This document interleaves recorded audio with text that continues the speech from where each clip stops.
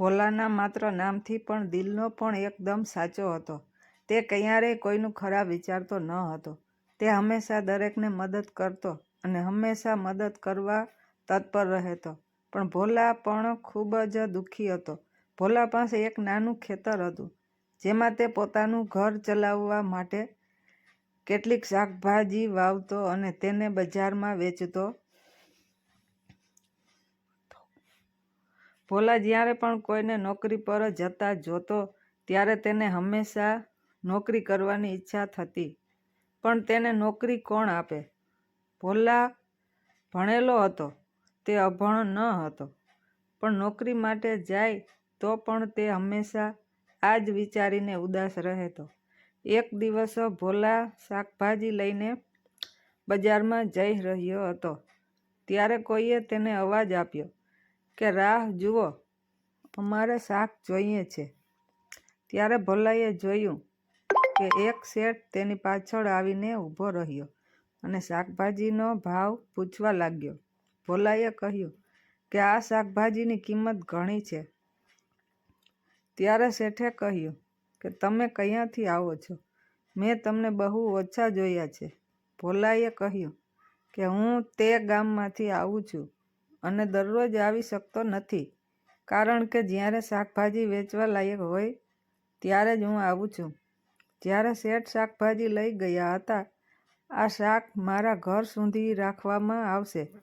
ભોલાએ ક્યારેય કોઈને કામ કરવાની મનાઈ કરી ન હતી, તો ભોલા શેઠને કેવી રીતે ના પાડી શકે? થોડે દૂર ગયા પછી ગરમીને કારણે શેઠ બેહોશ થઈ ગયા. પછી ભોલાએ શેઠને ઉપાડ્યો અને તેના ઘર તરફ ચાલવા લાગ્યો.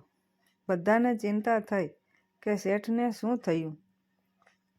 પછી બધાએ શેઠને ભાનમાં લાવવાનું શરૂ કર્યું અને જ્યારે શેઠ ભાનમાં આવ્યો ત્યારે સામે ભોલા ઊભો હતો. ભોલાને જોઈને શેઠ વિચારવા લાગ્યા અને ભોલાએ પૂછ્યું, તમે ઠીક છો?